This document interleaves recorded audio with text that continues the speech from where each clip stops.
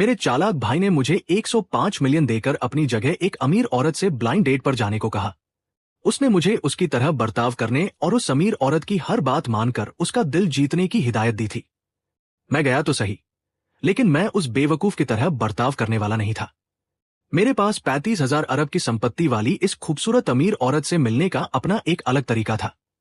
Restaurant पहुंचते ही मैंने उसे पहली नजर में पहचान लिया। वो खिड़की के पास बैठी अपना फोन देख रही थी। उसकी उंगलियां स्क्रीन पर तेजी से चल रही थी। मेज पर एक छोटा और सुंदर हैंडबैग रखा था और उसके बगल में एक महंगी दिखने वाली रेड वाइन का गिलास था। मैंने कुर्सी खींची और धम से बैठ गया। उसने सिर उठाकर मुझे सिर से पैर तक परखा, मेरे बिखरे बालों से लेकर मेरी मुड़ी तुड़ी शर्ट तक, और आखिर में उसकी नजर मेरे मिट्टी से सने जूतों पर आकर रुक गई। उसकी भौहें हल्की सी सिकुड़ गई। तुम्ही की बात दात हो। उसकी आवाज में ठंडक थी, जैसे कांच के गिलास में बर्फ का टुकड़ा गिर गया हो। मैंने बिना कुछ कहे सिर हिला दिया। वेटर आगे बढ़ा और उसने मुझे एक मेन्यू थमा दिया जो ईंट से भी ज्यादा मोटा था। मैंने उसे खोल कर देखा। मुझे सारे अक्षर पता थे, लेकिन एक साथ मिलकर वे कौन सी डिश बन रहे थे, ये मुझे समझ नहीं आ रहा था। हालांकि उनके आगे लिखी कीमत मुझे साफ दिखाई दे रही थी। सबसे सस्ती डिश भी 1 मिलियन से ज्यादा की थी। मैंने मेन्यू को जोर से बंद कर दिया। मेरे लिए 21,000 वाला एक नूडल का बाउल ले आओ। वेटर दंग रह गया। उसके चेहरे की बनावटी मुस्कान किसी प्लास्टिक की तरह जम गई। सामने बैठी बाख गुंग बांग भी हैरान थी। उसने मुझे देखा और पहली बार उसकी आंखों में कुछ असली भाव दिखे। ये नफरत नहीं, बल्कि उलझन थी। माफ करे सर, हमारे यहां नूडल्स नहीं मिलते। वेटर की आवाज में अब खींच साफ झलक रही थी। तो फिर रहने दो। मेरे लिए बस एक गिलास सादा पानी ले आना, और हां, पानी गर्म होना चाहिए। इतना कहकर मैंने बाख गुंग बांग की तरफ देखकर दांत चियारे। सुंदर होने के साथ साथ आप बहुत दयालु भी हैं। आज का बिल आप ही दे देना। मेरी जेब थोड़ी खाली चल रही है। अचानक वहां खामोशी छा गई। बाख गुंग बांग ने अपनी खूबसूरत आंखें सिकोड़कर मुझे वैसे देखा जैसे कोई बिल्ली शिकार करने से पहले देखती है। मैं अपने दिमाग में अपने भाई की चीखें सुन सकता था। तू तो गया बेवकूफ। 105 मिलियन पानी में डूब गए, लेकिन मुझे अंदर ही अंदर बहुत मजा आ रहा था। बाख गुंग बांग ने कुछ नहीं कहा, बस मुझे घूरती रही। उसकी नजरें बेहद तेज थी, किसी सर्जन के चाकू जैसी, जो मुझे अंदर बाहर से चीर कर देखना चाहती हो। पता नहीं क्यों, लेकिन मैं भी उसकी नजरों का डटकर सामना करता रहा। वेटर ने पानी का गिलास मेज पर रखा। मैंने एक घूंट पिया। तुम उसकी बात दाद जैसे बिल्कुल नहीं हो जिसे मैं जानती हूं। आखिर उसने अपनी चुप्पी तोड़ी। उसकी उंगलियां मेज पर धीरे धीरे थिरक रही थी। इंसान बदल ही जाता है, मैंने पानी का गिलास नीचे रखते हुए पूरे आत्मविश्वास से कहा, खासकर तब जब उसके पास पैसे न हों। मेरी इस बात ने उसे निशब्द कर दिया। कुछ सेकंड बाद उसके होठों पर एक हल्की सी मुस्कान तैर गई। तुम्हें कितने पैसे चाहिए? आ गया वही घिसापिटा सवाल। मेरे भाई ने मुझे रटाकर भेजा था कि अगर वह ये सवाल पूछे तो मुझे पैसों को कचरा समझना है और कहना है कि मैं यहां सिर्फ प्यार के लिए आया हूं। मैंने गला साफ किया। ज्यादा नहीं, बस इस खाने के बिल जितने। आपने जो डिश और वाइन मंगाई है, उसका बिल 28 से 35 मिलियन के बीच तो आ ही जाएगा। मैं आपका एहसानमंद नहीं रहना चाहता। बाख गुंग बांग जोर से हंस पड़ी। तुम बहुत दिलचस्प हो।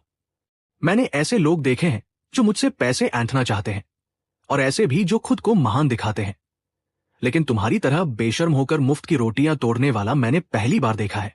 मुफ्त का खाना खाने में कोई शर्म नहीं है। मैंने मेज से नैपकिन उठाकर अपना मुंह पोंछते हुए कहा, शर्म की बात तो तब है जब जेब में पैसे न हों और इंसान दिखावा करे। उसने हाथ हिलाकर वेटर को बुलाया। इनके लिए एक टॉमहॉक स्टेक ले आओ, और साथ ही एक डोमेन कांटी वाइन भी खोल देना। इतना कहकर उसने फिर मुझे देखा। आज की दावत मेरी तरफ से, लेकिन मेरा एक सवाल है। मैंने हाथ से इशारा करते हुए कहा, पूछिए। तुम असल में हो कौन? वो थोड़ा आगे की तरफ झुकी और वही मीठी महक फिर से मेरी सांसों में घुल गई।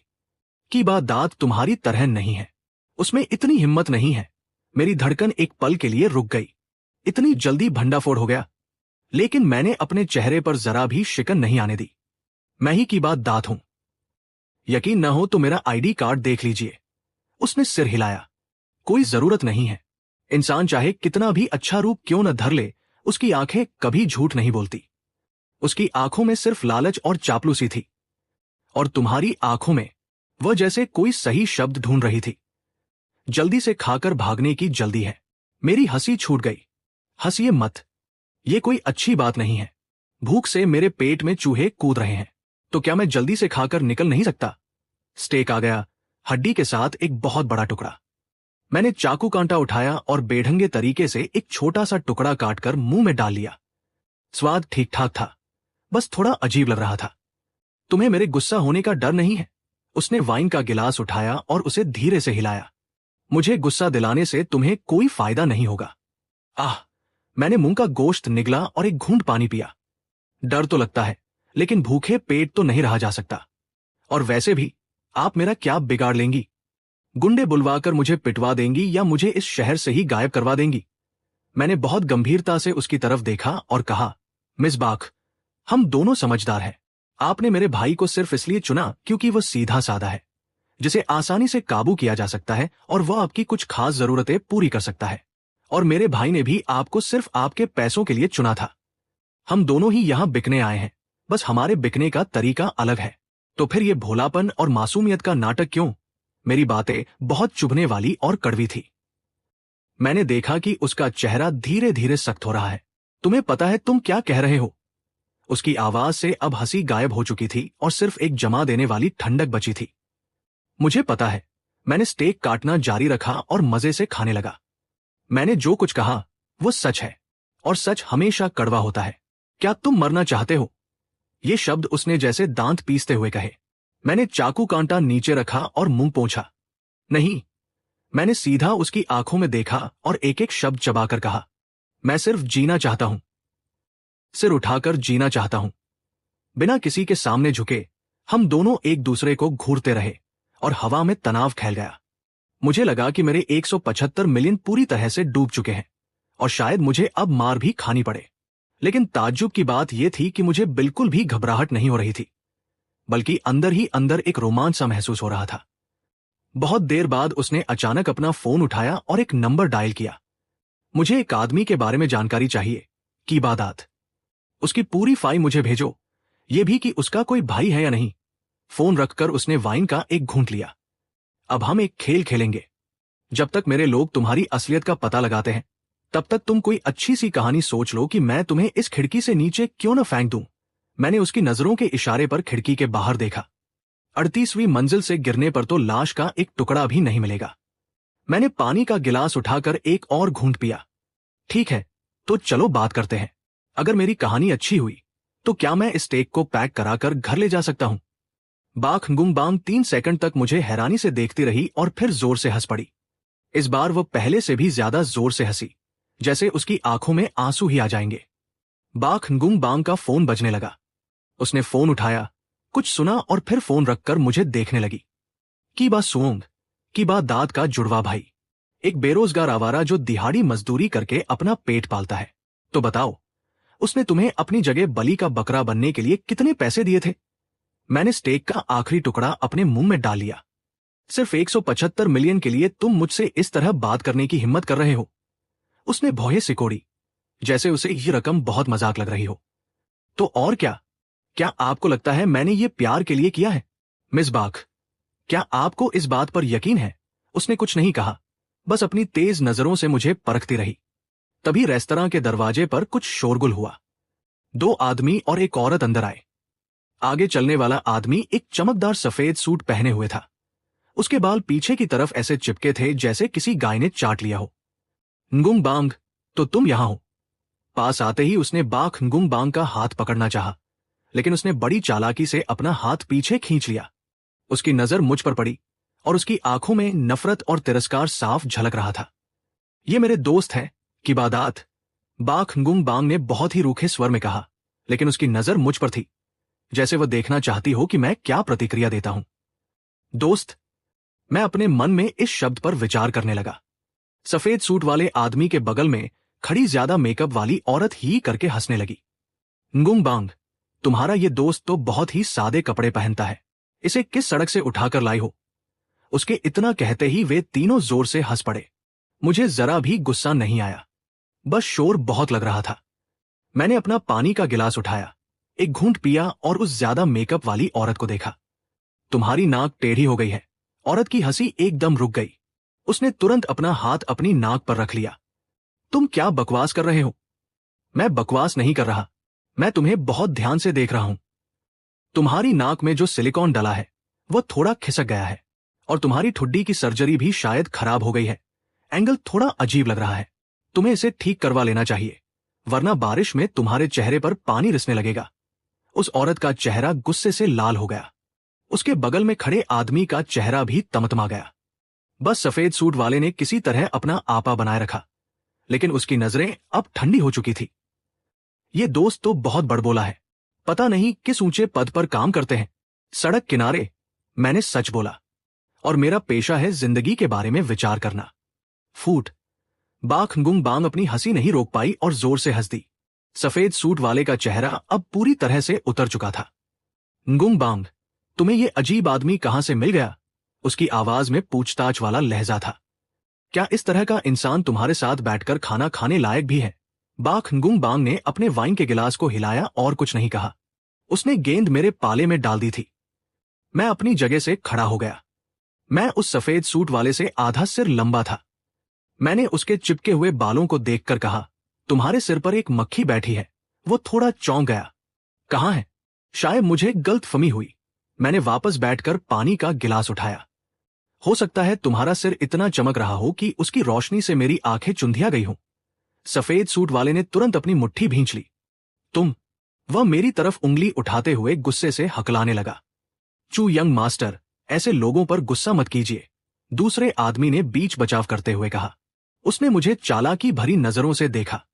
भाई, तुम्हें पहले कभी नहीं देखा। तुम कौन सा बड़ा बिजनेस करते हो जो तुम गुंग बांग की नजरों में चढ़ गए तो जरूर कोई मामूली इंसान नहीं होगे। ये बात मुझे नीचा दिखाने के लिए कही गई थी। अगर मैं भी उनकी हां में हां मिलाकर खुद को बड़ा दिखाने की कोशिश करता तो तुरंत हार जाता। मैंने सिर हिलाया। मैं कोई बड़ा बिजनेस नहीं करता, बस लोगों की छोटी मोटी परेशानियां सुलझाता हूं और अपनी मेहनत की रोटी खाता हूं। ओह, कैसी परेशानियां? सफेद सूट वाले चू की दिलचस्पी बढ़ गई। उसे लगा कि उसने मेरी कमजोरी पकड़ ली है। हमें भी तो बताओ, ताकि हम भी तुमसे सीख सके कि गुंग बांग को कैसे खुश किया जाता है, जैसे दूसरों की जगह ब्लाइंड डेट पर जाना। ये कहते ही मैंने जानबूझकर बाख गुंग बांग की तरफ देखा। उसकी आंखों में एक चमक आई, लेकिन अगले ही पल वो फिर से शांत हो गई। चू यंग मास्टर का चेहरा देखने लायक था। गुंग बांग की ब्लाइंड डेट। आखिरकार बाख गुंग बांग ने चुप्पी तोड़ी। चू खाई, मेरी जिंदगी में दखल देने का हक तुम्हें किसने दिया? उसकी आवाज धीमी थी, लेकिन उसमें बहुत ठंडक थी। अगर तुमने ज्यादा खाना खा लिया है और हजम नहीं हो रहा है तो बाहर जाकर थोड़ा दौड़ लगा लो। यहां खड़े होकर मेरी आंखों में मत चुभो। चू खाई का चेहरा कभी लाल तो कभी सफेद हो रहा था। उसने मुझे घूर कर देखा, जैसे मुझे कच्चा चबा जाना चाहता हो। ठीक है, बहुत खूब बाख गुंग बांग, तुम बहुत होशियार हो। वो कड़वाहट से बोला और पलट कर चला गया। वे दोनों भी उसके पीछे पीछे चले गए। रेस्तरां में फिर से शांति छा गई। तुम्हारी हिम्मत बहुत बड़ी है, बाख गुंग बांग ने मुझे देखा।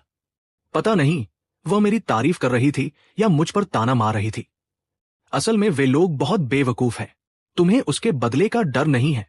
चू खाई के परिवार का रियल एस्टेट का बिजनेस है और इस शहर में उनका काफी दबदबा है। डर तो है, मैंने आह भरी, इसलिए मुझे यहां से जल्दी निकलना होगा। मिस बाख, क्या स्टेक पैक हो गया? अगर मैं अभी नहीं निकला तो शायद कभी नहीं निकल पाऊंगा। बाख गुंग बांग ने मुझे देखा और अचानक एक ऐसी बात पूछी जिसका इस बातचीत से कोई लेना देना नहीं था। की बा सोंग, क्या तुम पैसे कमाना चाहते हो? मैंने ईमानदारी से जवाब दिया, हाँ, बिल्कुल, मैं तो सपने में भी यही चाहता हूं। बहुत खूब। उसने एक बिजनेस कार्ड निकालकर मेज पर रखा। कल सुबह 10 बजे इस पते पर मुझसे मिलना। मैं आज तुम्हारे काम से बहुत खुश हूं। मेरे पास तुम्हारे लिए एक बहुत ही अच्छा काम है। इतना कहकर वह मुड़ी और चली गई। मैं उस सुनहरे अक्षरों वाले काले बिजनेस कार्ड को देखता रह गया। उस पर सिर्फ एक पता, एक नाम और एक फोन नंबर लिखा था। मैंने कार्ड उठाया और फिर मेज पर रखे उस आधे बचे हुए स्टेक को देखा।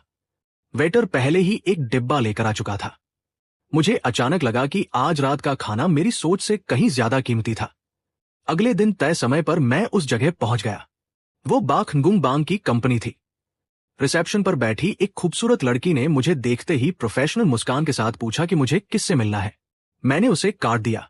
उसने एक नजर देखा और उसकी मुस्कान तुरंत सम्मानजनक हो गई।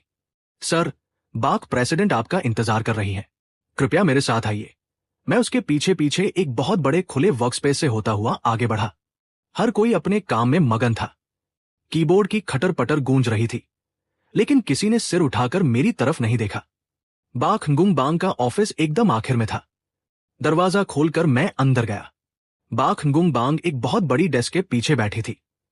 वो कुछ फाइलें देख रही थी। मुझे देखते ही उसने सामने वाली कुर्सी की तरफ इशारा किया। बैठ जाओ। मैं बैठ गया और उसके ऑफिस को देखने लगा। यह बहुत बड़ा और खाली खाली सा था। वहां का फर्नीचर काले, सफेद और ग्रे रंग का था, बिल्कुल उसकी पर्सनालिटी की तरह। उसमें कोई गर्माहट नहीं थी। कुछ पियोगे? उसने सिर उठाए बिना ही पूछा। सादा पानी। उसने इंटरकॉम पर किसी को पानी लाने के लिए कहा और फिर अपने हाथ की फाइल नीचे रख दी। कल रात अच्छी नींद आई? ठीक ठाक, बस पैक किया हुआ स्टेक ठंडा हो गया था और माइक्रोवेव में गर्म करने के बाद उसका स्वाद उतना अच्छा नहीं रहा। मेरी बात सुनकर वो हंस पड़ी। की बात सूंग, मैं सीधी बात करती हूं। मुझे एक बॉयफ्रेंड चाहिए।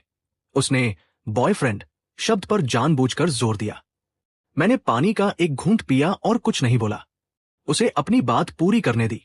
तुमने कल देख ही लिया, चूखाई जैसे बहुत से लोग मेरे इर्द गिर्द मंडराते रहते हैं। मेरे परिवार वाले भी मुझ पर दबाव डाल रहे हैं और मेरे लिए बोरिंग ब्लाइंड डेट्स फिक्स कर रहे हैं। मैं इन सब से बहुत परेशान हो चुकी हूं। इसलिए तुम्हें एक ऐसे इंसान की जरूरत है जो तुम्हें इन सब परेशानियों से बचा सके। मैंने उसकी बात पूरी की। समझदार हो और तुम इस काम के लिए बिल्कुल सही हो। मैं ही क्यों? क्योंकि तुम में हिम्मत है। तुम बेशर्म हो और कोई भी काम सीधे तरीके से नहीं करते। और सबसे बड़ी बात, तुम्हारी आंखों में पैसों का लालच नहीं है। मैंने बहुत से आदमी देखे हैं, जब वे मुझे देखते हैं तो उनकी आंखों में सिर्फ पैसा चमकता है, लेकिन जब तुम मुझे देखते हो तो तुम्हारी आंखों में सिर्फ स्टेक होता है। मेरे पास इस बात का कोई जवाब नहीं था। उसने आगे कहा, तुम्हें बस इतना करना है कि जब भी मुझे तुम्हारी जरूरत हो तुम मेरे सामने मौजूद रहो। मेरे बॉयफ्रेंड का नाटक करो और उन सभी आदमियों को भगा दो जो मेरे करीब आने की कोशिश करते हैं।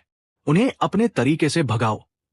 सुनने में यह किसी अंगरक्षक या ढाल की तरह लग रहा होगा, तुम ऐसा ही समझ सकते हो, लेकिन यह सब मुफ्त में नहीं होगा। उसने अपनी दराज से एक कॉन्ट्रैक्ट निकाला और मेरे सामने रख दिया। इस पर दस्तखत कर दो। तुम्हारी तनख्वाह हर महीने 350 मिलियन होगी। इसके अलावा तुम जितनी बार भी मेरी किसी परेशानी को सुलझाओगे तुम्हें बोनस के तौर पर 175 मिलियन मिलेंगे। महीने के 350 मिलियन। मैंने कॉन्ट्रैक्ट पर लिखी रकम को देखा और मेरी धड़कनें तेज हो गई। मैं दिन रात खून पसीना एक करके भी महीने का मुश्किल से 17.5 से 21 मिलियन ही कमा पाता था। 350 मिलियन कमाने के लिए मुझे कितनी ईंटें उठानी पड़ेंगी? और आज मेरी तनख्वाह 350 मिलियन प्रति माह तय हो गई थी। एक कार थी, एक कार्ड था। यह दुनिया भी ना, सच में कोई जादू है। कोई और सवाल? हां, मैं अपनी जगह से खड़ा हो गया। प्रेसिडेंट बाक, अभी लंच का समय हो गया है। तुम्हारे नए बॉयफ्रेंड के तौर पर क्या मैं तुम्हारे साथ लंच कर सकता हूं? मैंने अभी तक तुम्हारी कंपनी के कैंटीन का खाना नहीं चखा है। बाक गुंग बांग चौंक गई। शायद उसे उम्मीद नहीं थी कि नौकरी मिलने के बाद मेरी पहली मांग मुफ्त का खाना खाने की होगी। उसने मुझे कुछ सेकंड देखा और फिर लाचारी में सिर हिला दिया। हमारी कंपनी में कोई कैंटीन नहीं है। इसके बाद उसने इंटरकॉम उठाया। तियो लाम, वैन दिन है रेस्टोरेंट से मेरे ऑफिस के लिए लंच के 2 ऑर्डर कर दो। फोन रखकर उसने मुझे देखा।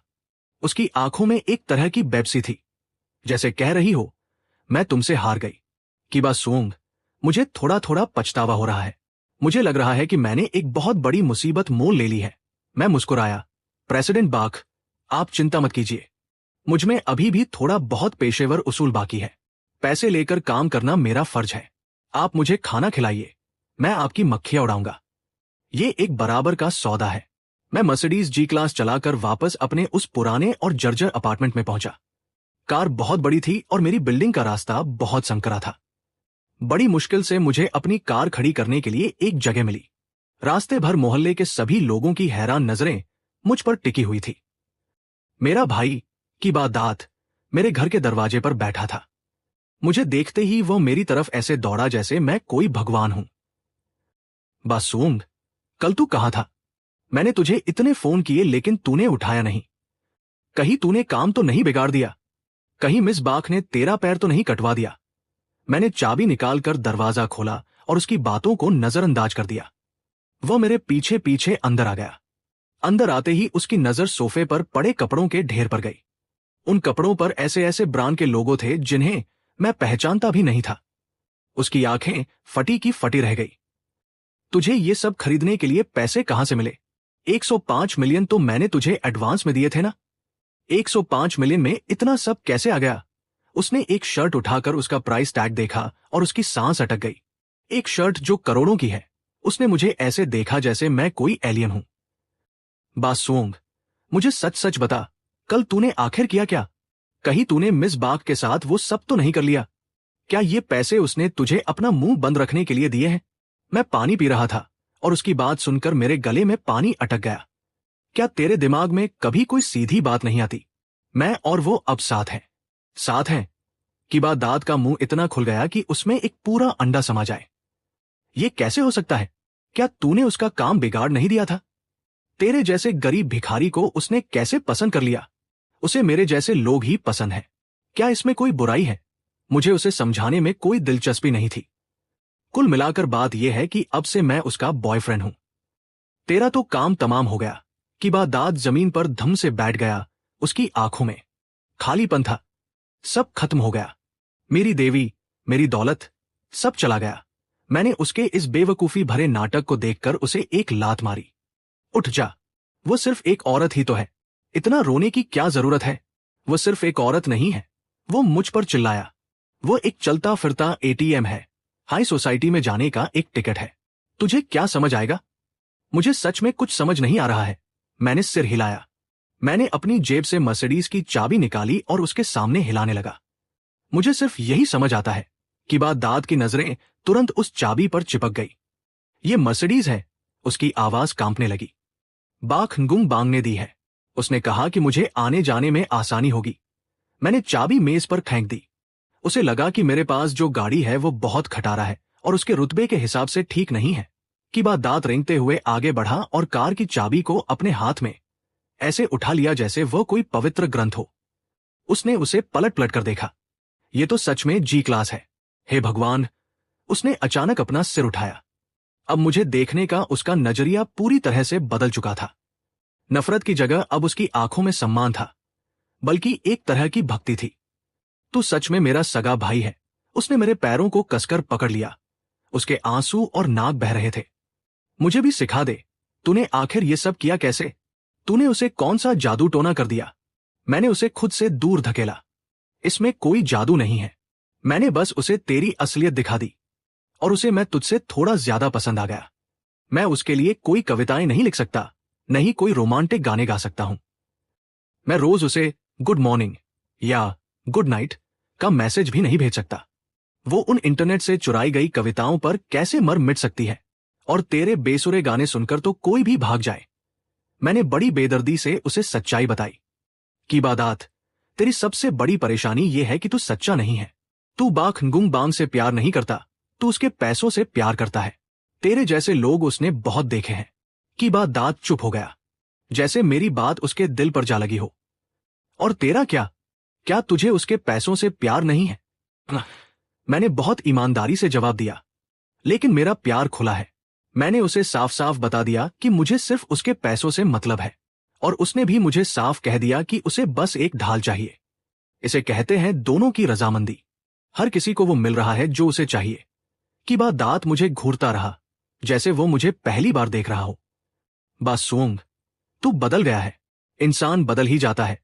मैंने बाख गुंग बांग से कही गई बात दोहराई, खासकर तब जब कोई तुम्हें महीने के 350 मिलियन देने को तैयार हो।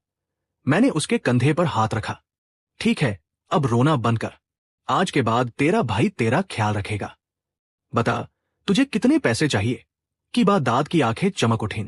उसने अपने हाथ मलते हुए ही करके हंसा। ज्यादा नहीं। मेरी नजर एक लिमिटेड एडिशन स्नीकर्स पर है, और तियोले का हैंडबैग भी अब पुराना हो गया है। मैंने उसका ये रवैया देखकर अपना सिर हिलाया। कुछ लोगों को दूसरों के तलवे चाटने की आदत ही पड़ जाती है। इनका कुछ नहीं हो सकता। बाख गुंग बांग के बॉयफ्रेंड के तौर पर मेरे तीसरे दिन मुझे अपना पहला आधिकारिक काम मिला। आज रात एक चैरिटी बैंक्वेट है, तुम मेरे साथ चलोगे? फोन पर बाख गुम बांग की आवाज बहुत शांत थी। नहीं, मैं सोफे पर लेटकर गेम खेल रहा हूं। बस जीतने ही वाला हूं। चू खाई भी आ रहा है। वो आजकल एक एक्ट्रेस के पीछे पड़ा है। आज रात बैंक्वेट में वह सबके सामने उसे प्रपोज करने वाला है। ओह, तो उसे मेरी तरफ से शुभकामनाएं देना। मैंने गेम में एक चाल चली और सामने वाले को हरा दिया। मैं नहीं चाहती कि वह कामयाब हो। वह एक्ट्रेस हमारी कंपनी की नई टैलेंट है। उसमें बहुत क्षमता है। मैं नहीं चाहती कि चू खाई जैसा घटिया इंसान उसकी जिंदगी बर्बाद कर दे। तो तुम मुझसे क्या चाहती हो? प्रपोजल को बर्बाद करना है? हाँ, मैं चाहती हूं कि तुम उसके प्रपोजल का तमाशा बना दो। उसे ऐसा बर्बाद करो कि वह एक्ट्रेस दोनों किसी को मुंह दिखाने लायक न रहें। यह काम थोड़ा मुश्किल है, मैंने अपनी ठुड्डी खुजलाते हुए कहा। पैसे ज्यादा लगेंगे। 350 मिलियन। डन। मैंने तुरंत गेम बंद कर दिया।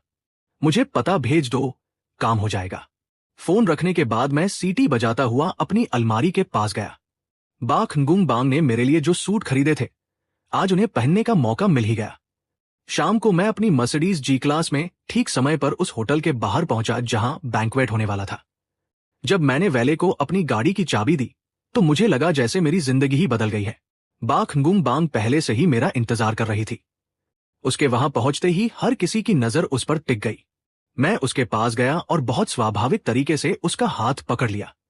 उसका शरीर पल भर के लिए थोड़ा अकड़ गया, लेकिन फिर वह सहज हो गई। मैं भी कुछ कम नहीं लग रहा, है ना? मैंने उसे आंख मारी। मैं एकदम प्रोफेशनल लग रहा हूं। सही कहा ना? हम दोनों अंदर गए और चू खाई की नजरें किसी सर्चलाइट की तरह हम पर पड़ी। वो सफेद ड्रेस पहने एक एक्ट्रेस के साथ खड़ा था जो बहुत ही मासूम लग रही थी। मुझे बाख गुंग बांग का हाथ पकड़े देखकर उसका चेहरा गुस्से से काला पड़ गया। गुंग बांग, तो तुम सच में इसे अपने साथ ले आई? मैं अपने बॉयफ्रेंड को बैंक्वेट में लेकर आई हूं। इसमें क्या परेशानी है? चू खाई का चेहरा और भी तमतमा गया। उसके पास खड़ी एक्ट्रेस का नाम आन की था। उसने मुझे बड़ी उत्सुकता से देखा। उसकी आंखों में थोड़ी पूछताछ वाली चमक थी। चू यंग मास्टर, क्या ये बहन बांग के बॉयफ्रेंड है? सच में बहुत टैलेंटेड लग रहे हैं। चू खाई ने एक ठंडी सांस ली। टैलेंटेड? ये तो बस औरतों के पैसों पर पलने वाला एक आशिक है। मैंने उस पर ध्यान नहीं दिया और आनकी की तरफ देखा। तुम आनकी हो ना? मैंने तुम्हारी एक फिल्म देखी है। आनकी की आंखें चमक उठीं। सच में? कौन सी फिल्म? वही जिसमें तुमने एक कॉलेज स्टूडेंट का रोल किया था, जिसका अपहरण करके उसे पहाड़ों में बेच दिया जाता है और फिर उसे उसी किडनैपर से प्यार हो जाता है। आनकी की मुस्कान गायब हो गई। वह फिल्म उसके करियर का सबसे बड़ा दाग थी। इंटरनेट पर लोगों ने उसे बहुत गालियां दी थी। मुझे तुम्हारी एक्टिंग बहुत अच्छी लगी, मैंने पूरी गंभीरता से कहा। खासकर वो आखिरी सीन, जब तुम रोते रोते चिल्लाती हो कि भले ही वो मुझे मारे, मुझे गालियां दे, मुझे जाने ना दे, लेकिन उसने मुझे एक छत तो दी है। उस सीन में तुम्हारी एक्टिंग किसी अवार्ड विनिंग एक्ट्रेस जैसी थी। तुम्हें स्टॉकहोम सिंड्रोम का बहुत गहरा असर हो गया था। अब आनकी का चेहरा ऐसा हो गया था जिसे बुरा कहना भी कम होगा। बाख गुंग बांग के कंधे कांप रहे थे। वो बड़ी मुश्किल से अपनी हंसी रोक पा रही थी। चू खाई गुस्से से आग बबूला हो रहा था। कमीने, तुझे बात करने की तमीज नहीं है क्या? मैंने क्या गलत कह दिया? मैंने एकदम मासूमियत से पूछा। क्या वह फिल्म आनकी का मास्टरपीस नहीं है? मुझे लगा ये तो उनकी एक्टिंग की तारीफ है। आसपास के लोग हमारे बारे में फुसफुसाने लगे थे। आनकी की आंखें लाल हो गई थी। उसने चू खाई को रुहासी होकर देखा। चू खाई, ये मुझे परेशान कर रहा है। चू खाई ने मेरी तरफ उंगली उठाई। तू रुक जा। इतना कहकर वह आनकी को वहां से ले गया। बहुत बढ़िया। बाख गुंग बांग ने मुझे शैंपेन का एक गिलास दिया। स्टार्टर तो खत्म हो गया, अब मेन कोर्स आने वाला है। तुम तैयार हो? मैंने अपना गिलास उसके गिलास से टकराया। मेरी डिक्शनरी में तैयारी नाम का कोई शब्द नहीं है। मुझे तो मौके पर चौका मारना पसंद है। बैंक्वेट आधा खत्म हो चुका था। तभी एमसी ने बहुत ही उत्साह से ऐलान किया, अब हम एक बहुत ही रोमांटिक पल के गवाह बनने वाले हैं। लाइटें कम हो गई और स्टेज के बीचों बीच एक स्पॉटलाइट पड़ी। चू खाई एक घुटने के बल बैठा था। उसके हाथ में लाल गुलाबों का एक बड़ा सा गुलदस्ता था और वह आनकी को प्यार से देख रहा था। आनकी, तुमसे मिलना मेरी जिंदगी की सबसे अच्छी बात है। वो बहुत ही घिसे-पिटे और चीजी डायलॉग बोलने लगा। आनकी की आंखें नम थी। वो इतनी भावुक लग रही थी जैसे उसके पास शब्द ही न बचे हों। पूरा हॉल शांत था। सभी इस रोमांटिक प्रपोजल को देख रहे थे। बाखंगुंग बांग ने मुझे कोहनी मारी। अब तुम्हारी बारी है। मैंने सिर हिलाया, मेज से केक की एक प्लेट उठाई और उसे पूरी ताकत से स्टेज की तरफ फेंक दिया। प्लेट हवा में एक शानदार आग बनाती हुई सीधी चू खाई के सिर पर जाकर लगी। उसका वो तेल से चिपका हुआ सिर, छपाक, क्रीम उसके चेहरे पर फैल गई। पूरे हॉल में सन्नाटा छा गया। सभी लोग हैरान थे। स्पॉटलाइट के नीचे चू खाई के सिर पर भूरे रंग का तिरमिसू केक लगा था। क्रीम पिघलकर उसके चेहरे पर आ रही थी और उसकी नाक पर ऐसे जम गई थी जैसे किसी पक्षी ने बीट कर दी हो। उसके हाथ से गुलाबों का गुलदस्ता गिर गया और प्रपोजल के लिए रखी हीरे की अंगूठी भी एक तरफ लुढ़क गई। ये किसने किया? चू खाई की दहाड़ ने उस सन्नाटे को तोड़ा। मैं धीरे से खड़ा हुआ। मेरे हाथ में अभी भी चम्मच था। माफ करना, मेरा हाथ फिसल गया। मैंने शर्मिंदगी का नाटक करते हुए कहा, यहां का फर्श बहुत चिकना है। मेरा हाथ फिसल गया। सबकी नजरें मुझ पर टिक गई। उनमें हैरानी थी, उलझन थी और कुछ लोग मजे भी ले रहे थे। चू खाई ने मुझे देखा और उसकी आंखें गुस्से से लाल हो गई, जैसे कोई पागल सान हो। ये तूने किया? वो पागलों की तरह भीड़ को चीरता हुआ मेरी तरफ लपका।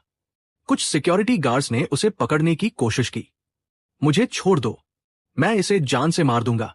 चू खाई अभी भी हाथ पैर मार रहा था। आनकी को भी अब समझ आ गया था कि क्या हुआ है। वो अपनी ड्रेस उठाकर मेरी तरफ दौड़ी और मेरी नाक पर उंगली रखकर चिल्लाई, तूने ये जानबूझकर किया है। तूने चू खाई के प्रपोजल को क्यों बर्बाद किया? मैंने जानबूझकर नहीं किया। मैंने उसे बहुत ही मासूम आंखों से देखा। मुझे बस चू यंग मास्टर के इस तरह अपने घुटने के बल बैठने का तरीका देखकर अपनी बिल्डिंग के नीचे रहने वाले उस मोची अंकल वोंग की याद आ गई। मैं उन्हें देखने में इतना खो गया कि मेरे हाथ से प्लेट फिसल गई। ये सुनकर आसपास खड़े लोग जोर जोर से हंसने लगे। वे चू खाई को देखकर फुसफुसाने लगे, जिसके सिर पर अभी भी केक लगा था। आनकी का चेहरा गुस्से से लाल था और उसकी आंखों में आंसू थे। तू बहुत ही बेशर्म इंसान है। अरे मोहतरमा, आप कुछ भी खा सकती हैं लेकिन कुछ भी बोल नहीं सकती। मैंने गंभीरता से कहा, मैं तो बस एक काम इंसान हूं जो यहां से गुजर रहा था। अगर आपको किसी को दोष देना ही है तो इस प्रपोजल को दीजिए जो इतना भावुक था कि मैं खुद को रोक नहीं पाया, या फिर इस होटल की प्लेटों की क्वालिटी को दोष दीजिए। होटल का मैनेजर पसीने से लथपथ दौड़ता हुआ आया। चू यंग मास्टर यंग मास्टर, कृपया शांत हो जाइए। बात से मसला हल करते हैं। कौन सी बात? चू खाई ने मैनेजर को धक्का दिया। आज मैं इसे जिंदा नहीं छोड़ूंगा। बाखंगुंग बांग आगे आई। उसने चू खाई को ठंडी नजरों से देखा। चू खाई, तुम्हारा ये तमाशा खत्म हुआ या नहीं? nguंग बांग, तुम अभी भी इसे बचाना चाहती हो? चू खाई को यकीन नहीं हो रहा था। इसने ये सब किया और तुम फिर भी इसके साथ हो। इसने तुम्हें ऐसा कौन सा जादू कर दिया है? वो मेरा बॉयफ्रेंड है। बाखंगुंग बांग की आवाज में किसी भी शक की कोई गुंजाइश नहीं थी। तुम मेरे सामने मेरे बॉयफ्रेंड को मारने की बात कर रहे हो। क्या तुम्हें लगता है मैं चुपचाप खड़ी रहूंगी? वो कुछ पल रुकी और उसकी नजर पूरे हॉल पर पड़ी। आज जो भी हुआ वो एक हादसा था। अगर किसी ने भी इस बात को बाहर ले जाने की कोशिश की तो मैं, बाखंगुंग बांग, उसे छोड़ूंगी नहीं। उसकी आवाज बहुत तेज नहीं थी, लेकिन उसमें ऐसा रुतबा था कि कोई उसे नजरअंदाज नहीं कर सकता था। हॉल में जो लोग हंस रहे थे वे एकदम चुप हो गए।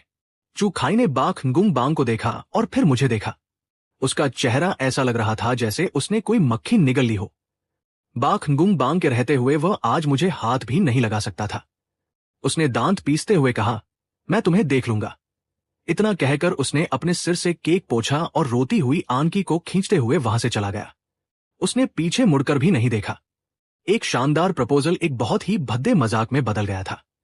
अब बैंक्वेट तो आगे नहीं बढ़ सकता था। मेहमान भी एक एक करके जाने लगे। जाते वक्त वे मुझे देखना नहीं भूलते थे। उनकी आंखों में कई तरह के सवाल थे। मैं बाखंगुंग बांग के साथ होटल से बाहर आया। कार में बैठते ही बाखंगुंग बांग ने मुझे 350 मिलियन का चेक दिया। आज का तुम्हारा काम मेरी उम्मीद से कहीं ज्यादा अच्छा था। मैंने चेक लिया और सीटी बजाई। सच कहूं तो चू यंग मास्टर ने भी पूरा साथ दिया। उनका सिर किसी टारगेट बोर्ड जैसा लग रहा था। प्लेट लगने की आवाज बहुत ही सुकून देने वाली थी। बाखंगुंग बांग ने कार स्टार्ट की। वह मुस्कुराई नहीं, बस सामने देखते हुए बोली, कीबा सुओंग, आज तुमने चू खाई से बहुत पक्की दुश्मनी मोल ले ली है। वो तुम्हें छोड़ेगा नहीं। मुझे पता है, लेकिन इससे क्या फर्क पड़ता है? अब तुम जो मेरे साथ हो। मैंने बड़े बेपरवाह अंदाज में कहा। बाखंगुम बांग ने मेरी तरफ देखा। क्या तुम्हें मुझ पर इतना भरोसा है? अगर तुम पर भरोसा नहीं करूंगा तो किस पर करूंगा? मैंने चेक को अपनी जेब में रखा।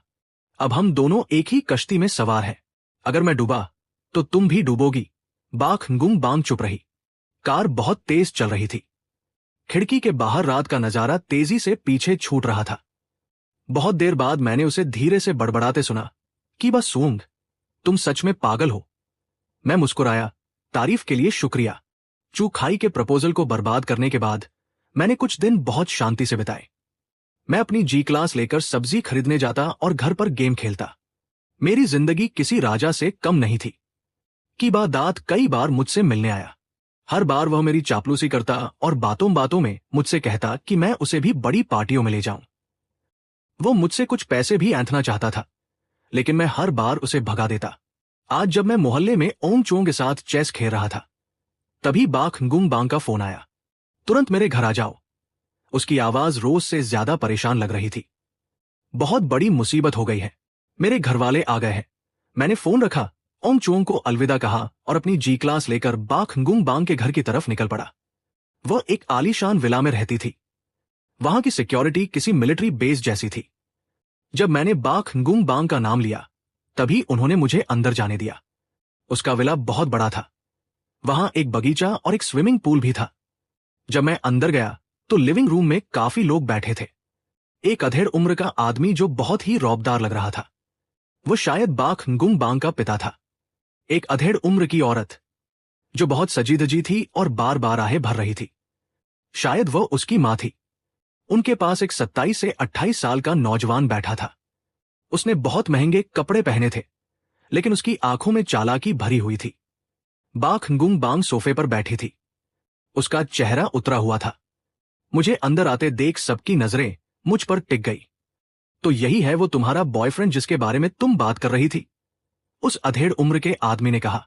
उसकी आवाज बहुत भारी थी, जैसे किसी को हुक्म देने की आदत हो।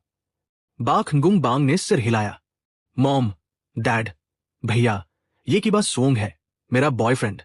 मैंने उन सबको देखकर मुस्कुराते हुए कहा, नमस्ते अंकल, नमस्ते आंटी, और नमस्ते भैया। किसी ने मेरी बात का जवाब नहीं दिया। उसकी मां मुझे सिर से पैर तक ऐसे घूर रही थी जैसे एक्सरे कर रही हो। बेटा, तुम्हारे परिवार वाले क्या करते हैं? मेरे माता पिता आम मजदूर हैं और अब रिटायर हो चुके हैं। ओह, उसने मुंह बनाते हुए कहा। उसकी आवाज में निराशा साफ झलक रही थी। तो आजकल तुम कहां काम कर रहे हो? मैं अभी बेरोजगार हूं। मेरी ये बात सुनते ही लिविंग रूम का माहौल और भी ठंडा हो गया। उसके भाई ने ताना मारते हुए कहा, एक बेरोजगार आवारा। nguम बांग, क्या तुम हमसे मजाक कर रही हो? तुम्हें बॉयफ्रेंड के लिए यही मिला था? बाखदूंग, अपनी जुबान संभाल कर बात करो। क्या मैंने कुछ गलत कहा? बाखदूंग ने अपने हाथ फैलाए। एक गरीब भिखारी, कोई नौकरी नहीं। तुम्हें क्या लगता है ये तुम्हारे पीछे क्यों है? क्या तुम्हें खुद नहीं पता? तुमने बाख परिवार की नाक कटवा दी है। तुम्हें मेरी जिंदगी में दखल देने की कोई जरूरत नहीं है। ऐसा लग रहा था कि दोनों भाई बहन आपस में लड़ने वाले हैं। तभी उनके पिता ने अपनी चुप्पी तोड़ी। तुम दोनों चुप हो जाओ। उन्होंने मेज पर जोर से हाथ मारा। लिविंग रूम में एकदम सन्नाटा छा गया। उन्होंने मुझे अपनी चील जैसी आंखों से देखा। कि बस सुओंग, है ना? मुझे कोई परवाह नहीं कि तुम कौन हो, और नहीं मुझे इस बात से कोई फर्क पड़ता है कि तुमने मेरी बेटी के करीब आने के लिए कौन सी चाल चली। मैं तुम्हें एक विकल्प देता हूं। उन्होंने अपनी जेब से एक चेकबुक निकाली, उस पर कुछ लिखा और उसे मेज पर फेंक दिया। यह 3 अरब का चेक है। इसे लो और यहां से चले जाओ। मेरी बेटी की जिंदगी में दोबारा अपनी शक्ल मत दिखाना। ये जानी पहचानी कहानी फिर से मेरे सामने थी। सच कहूं तो मेज पर पड़े उस चेक को देखकर मेरा भी मन ललचा गया था। मैंने अपनी पूरी जिंदगी में इतने पैसे नहीं देखे थे। बाखंगुम बांग की आंखें बहुत कुछ कह रही थी। उनमें बेचैनी थी, घबराहट थी और एक ऐसा भाव था जिसे मैं समझ नहीं पाया। कमरे में मौजूद हर कोई मुझे देख रहा था और मेरे फैसले का इंतजार कर रहा था। मैंने वह चेक उठाया और उन सबके सामने उसे 2 टुकड़ों में फाड़ दिया। अंकल, शायद आपको कोई गलतफहमी हुई है। मैं बाखंगुम बांग के साथ पैसों के लिए नहीं हूं। बाखदूंग ऐसे हंसा जैसे उसने कोई बहुत बड़ा चुटकुला सुन लिया हो। पैसों के लिए नहीं? तो फिर किस लिए? क्या उसकी सूरत के लिए? मुझसे मजाक मत करो। मैंने तुम्हारे जैसे बहुत देखे हैं। हाँ, बिल्कुल। मैंने सिर हिलाया। मैं मानता हूं कि मैं उसके साथ सिर्फ उसी के लिए हूं। मैंने बाख गुंग बांग की तरफ देखा और मेरी आंखों में अचानक बहुत प्यार उभर आया। मैं उससे प्यार करता हूं, उसकी अच्छाई से, उसकी हिम्मत से, उसकी हर चीज से। मेरे लिए वो अनमोल है। 3 अरब तो क्या, 30 अरब या 300 अरब में भी मैं उसका सौदा नहीं कर सकता। मैंने बहुत ही सच्चे और भावुक लहजे में कहा, यहां तक कि मुझे खुद भी अपनी बात पर यकीन होने लगा था। लिविंग रूम में फिर से सन्नाटा छा गया। बाख गुंग बांग के माता पिता और उसका भाई मुझे ऐसे देख रहे थे जैसे मैं कोई पागल हूं। सिर्फ बाख गुंग बांग का सिर नीचे झुका हुआ था। मैं उसका चेहरा नहीं देख पा रहा था, लेकिन मैंने देखा कि उसके कंधे हल्के हल्के कांप रहे हैं। मुझे पता था कि वो अपनी हंसी रोकने की कोशिश कर रही है। पागल है, ये बिल्कुल पागल है, उसकी मां खुद से बड़बड़ा रही थी। उसके पिता का चेहरा गुस्से से काला पड़ चुका था। तो तुम पैसों के लिए नहीं हो? वे गुस्से से हंसे। मैं भी देखता हूं कि तुम ये नाटक कब तक कर सकते हो। आज से मैं गुंग बांग के सभी क्रेडिट कार्ड ब्लॉक कर रहा हूं। मैंने कंपनी में भी बोल दिया है कि उसके सारे शेयर और डिविडेंड फ्रीज कर दिए जाएं। उसे एक पैसा नहीं मिलेगा। मैं देखना चाहता हूं कि जब बाख गुंग बांग के पास कुछ नहीं होगा, तब भी तुम्हारा यह सच्चा प्यार कायम रहता है या नहीं। उसकी मां भी उनके पीछे पीछे जाने लगी, लेकिन जाने से पहले उसने मुझे गुस्से से देखा। बाख दुओंग ने मेरे कंधे थपथपाए और धीरे से बोला, लड़के, तुम्हारी हिम्मत की दाद देनी पड़ेगी, लेकिन मेरी मानो तो अभी भी वक्त है। पीछे हट जाओ, वरना पता भी नहीं चलेगा कि तुम्हारे साथ क्या हुआ। इतना कहकर वह भी चला गया। मैं सोफे पर धम से बैठ गया और एक लंबी सांस ली। काम हो गया। कैसा लगा? क्या मेरी एक्टिंग को ऑस्कर मिलना चाहिए? बाख गुंग बांग ने अपना सिर उठाया। उसकी आंखें थोड़ी लाल थी, लेकिन उसके होठों पर मुस्कान थी। कीबा सुओंग, तुमने मेरे लिए एक और बड़ी मुसीबत खड़ी कर दी। मैंने कंधे उचकाए। ये मुसीबत तुमने खुद ही मोल ली है। अब बताओ, आगे क्या करना है? क्या सच में तुम्हारे पास एक पैसा भी नहीं बचा? लगभग। उसने सिर हिलाया, लेकिन वो बहुत शांत लग रही थी। लेकिन मैं भूखी नहीं मरूंगी। उसने अपना हाथ मेरी तरफ बढ़ाया। चलो, प्रेसिडेंट बाख अब कंगाल हो चुकी है। अब मेरा खर्च उठाने की जिम्मेदारी तुम्हारी है। चलो सड़क किनारे ढाबे पर खाते हैं। मैं थोड़ा झिझका, फिर मैंने उसका हाथ थाम लिया। उसके हाथ बहुत गर्म थे। उस दिन के बाद बाख गुंग बांग सच में दिवालिया हो गई। उसने अपना आलीशान विला छोड़ दिया और मेरे साथ मेरे उस छोटे और जर्जर से अपार्टमेंट में शिफ्ट हो गई। जबकि बाद दात ने बाख गुंग बांग को सूटकेस के साथ मेरे दरवाजे पर खड़े देखा, तो वो इतना हैरान हुआ कि उसके हाथ से उसका बैग छूट कर गिर गया। ये सब क्या है? मैं दिवालिया हो गई हूं। बाख गुंग बांग ने इतनी आसानी से कहा जैसे वो बता रही हो कि आज मौसम बहुत अच्छा है। इसके बाद वो बिना किसी झिझक के मेरे बेडरूम में चली गई, जिसमें सिर्फ एक ही बिस्तर था, और वही रहने लगी। और मैं सोफे पर सोने लगा। शुरुआत में मेरा भाई बहुत खुश हुआ। उसे लगा कि उसका मौका फिर से आ गया है। वो रोज मेरे घर के चक्कर लगाता। वो बाख गुंग बांग की चापलूसी करता और उसके लिए चाय पानी लाता। लेकिन बाख गुंग बांग ने उसकी तरफ ध्यान भी नहीं दिया। उसने जो बेकार सी कविताएं लिखी थी, बाख गुंग बांग ने उन्हें रद्दी के कागज की तरह समझ लिया। जब वह अपने बेसुरे गाने गाता, तो बाख गुंग बांग सीधे अपने ईयरफोन लगा लेती। कुछ दिनों बाद की बात दात का दिल टूट गया। उसने सच्चाई को मान लिया और चुपचाप वहां से चला गया। प्रेसिडेंट बाख का रुतबा छिनने के बाद बाख गुंग बांग पूरी तरह से बदल गई थी। वो अब एक कार्टून वाला पजामा पहनती थी और टीवी के रिमोट के लिए मुझसे लड़ती थी। जब मैं गेम खेलने में इतना मगन हो जाता कि उसकी तरफ ध्यान नहीं देता, तो वो चुपके से मेरे इंटरनेट का तार निकाल देती। और जब मैं खाना बना रहा होता, तो वह मेरे पीछे से आकर कटी हुई खीरा चुरा कर खा लेती। अब वो एक घमंडी रानी नहीं, बल्कि एक दोस्त की तरह थी जो मेरे साथ रह रही थी।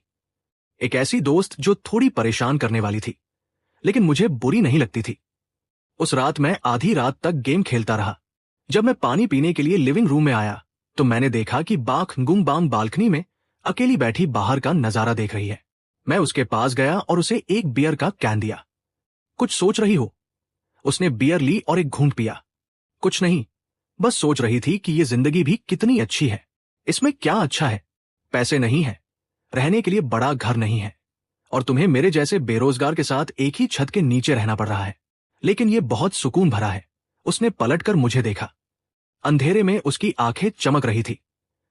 अब मुझे कोई नाटक नहीं करना पड़ता उन अजीब लोगों और परेशानियों का सामना नहीं करना पड़ता। बहुत सालों बाद मुझे इतना सुकून मिला है। वो अचानक मुस्कुरा दी। कीबा सुओंग, तुम्हें पता है, मेरे पिता ने मेरे अकाउंट ब्लॉक कर दिए, लेकिन इसका मुझ पर कोई असर नहीं पड़ा। मेरी अपनी एक प्राइवेट इन्वेस्टमेंट कंपनी है जिसे वो हाथ नहीं लगा सकते। मैं हैरान रह गया। तो फिर तुम यहां मेरे पास क्यों आई? क्योंकि मुझे ये सब बहुत मजेदार लग रहा था। मैं देखना चाहती थी कि जो इंसान हमेशा कहता है कि वह पैसों के लिए नहीं है, वो मेरे कंगाल होने पर क्या करता है। तो क्या नतीजा निकला? नतीजा ये निकला कि तुम मेरी सोच से भी ज्यादा बड़े कमीने हो। उसने मुझे देखा, लेकिन तुम मेरी उम्मीद से कहीं ज्यादा भरोसेमंद भी हो। मैंने कुछ नहीं कहा, बस बियर का कैन खोला और एक घूंट पिया। रात की हवा थोड़ी ठंडी थी। वो बहुत अच्छी लग रही थी। कीबा सुओंग, उसने अचानक मेरा नाम पुकारा। हाँ, चलो हम सच में एक हो जाएं। मेरे मुंह से बियर बाहर निकल गई। मैं खांसने लगा। मेरा चेहरा लाल हो गया था। तुमने क्या कहा? मुझे लगा मैंने गलत सुना है। मैंने कहा, चलो हम एक हो जाते हैं। उसने मुझे देखा। उसकी आंखें बहुत गंभीर थी। कोई नाटक नहीं, कोई सौदा नहीं। तुम सच में मेरे बॉयफ्रेंड बन जाओ। मैं उसे देखता रहा। मेरा दिमाग पूरी तरह से सुन्न हो गया था। मैं मानता हूं कि वो बहुत खूबसूरत है। इतने दिन साथ रहने के बाद मेरे मन में भी उसके लिए कुछ भावनाएं पैदा हो गई थी, लेकिन बस थोड़ी सी। हम दोनों अलग अलग दुनिया के इंसान थे। वो आसमान की परी थी और मैं जमीन की धूल। तुमने ज्यादा पी ली है। मैंने अपना मुंह फेर लिया। मेरी उसकी आंखों में देखने की हिम्मत नहीं हो रही थी। मैं नशे में नहीं हूं, मैं पूरे होश में हूं। कीबा सुओंग, मुझे तुम पसंद हो। तुम्हारी सच्चाई पसंद है। तुम्हारा वो बेपरवाह अंदाज पसंद है, और लोगों से बात करने का तुम्हारा वो बेबाक तरीका भी। तुम्हारे साथ रहकर मुझे लगता है कि मैं कोई जिंदा इंसान हूं, पैसे कमाने की कोई मशीन नहीं। उसकी बातें मेरे दिल में किसी पत्थर की तरह लगी, जिसने मेरे शांत मन में एक हलचल सी मचा दी। मैं मानता हूं कि मेरा दिल धड़कने लगा था, लेकिन मेरे दिमाग ने कहा कि ऐसा नहीं हो सकता। हमारे बीच का वो सौदा और वो बात की मुझसे सच्चा प्यार मत करना अभी भी मेरे दिमाग में गूंज रही थी। मैंने खुद को शांत करने के लिए एक गहरी सांस ली। हम दोनों एक दूसरे के लिए सही नहीं हैं। क्यों सही नहीं है? किसी भी लिहाज से नहीं। तुम अमीर हो और मैं एक गरीब इंसान। तुम अपने रास्ते और मैं अपने रास्ते। हम दोनों की दुनिया अलग है। पैसा कोई मायने नहीं रखता।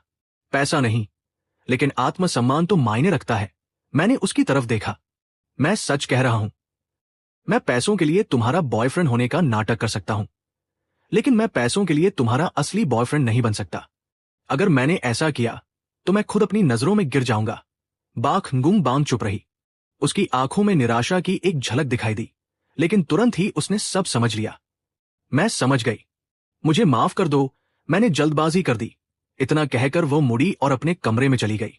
मैं बालकनी में अकेला बैठा अपनी बची हुई बियर पीता रहा। मुझे अंदर से बहुत खालीपन महसूस हो रहा था। अगली सुबह बाख गुंग बांग बहुत जल्दी उठ गई। जब मैं सोफे से उठा तो वो पूरी तरह से तैयार थी। वो फिर से वही पुरानी प्रेसिडेंट बाख लग रही थी। मुझे कंपनी वापस जाना होगा। मेरे पिता हार मान चुके हैं। इतने दिन मुझे यहां रहने देने के लिए शुक्रिया। उसकी आवाज में वही पुरानी दूरी और औपचारिकता थी जो शुरुआत में थी। मैंने जवाब दिया, लेकिन मुझे अंदर ही अंदर थोड़ा बुरा लग रहा था। दरवाजे तक पहुंचकर वह रुक गई। कीबा सुओंग, हमारा सौदा अभी भी कायम है। अगर मुझे कोई परेशानी हुई तो मैं तुम्हें बुलाऊंगी। तुम्हारी फीस वही रहेगी। इतना कहकर वह चली गई। दरवाजे के बंद होने की आवाज आई, और ऐसा लगा जैसे हमारे बीच कुछ जो पनप रहा था वो भी उस दरवाजे के साथ ही बंद हो गया। कीबा दांत ठीक खाने के वक्त पर आ गया। जब उसने देखा कि बाख गुंग बांग वहां नहीं है तो उसका चेहरा उतर गया। तुम्हारी देवी चली गई? हाँ, मैं नूडल्स बना रहा हूं। मैंने पीछे मुड़े बिना ही कहा। मैंने तो पहले ही कहा था कि कोई परी मुर्गियों के दड़बे में कैसे रह सकती है। वह मेरे पास आया और फुसफुसाकर बोला, क्या जाते वक्त उसने तुम्हें कोई ब्रेकअप फीस दी?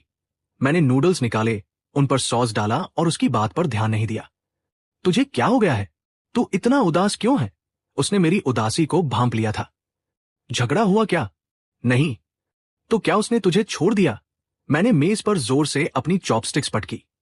क्या तू कभी मेरे लिए कुछ अच्छा नहीं सोच सकता? कीबा दांत डर गया और चुप हो गया। मैं नूडल्स खाने लगा। स्वाद बुरा नहीं था, बस थोड़ा नमकीन लग रहा था। शायद मेरे आंसू उसमें गिर गए थे। मैं आखिर सोच क्या रहा था। खाना खाने के बाद मैंने उसे कल रात की सारी बात बता दी। मेरी बात सुनकर वो बहुत देर तक हैरान रहा। फिर उसने अपनी जांघ पर जोर से हाथ मारा और मुझे ऐसे देखा जैसे मैं कोई बेवकूफ हूं। कि बा सुओंग, तेरा दिमाग खराब हो गया है क्या?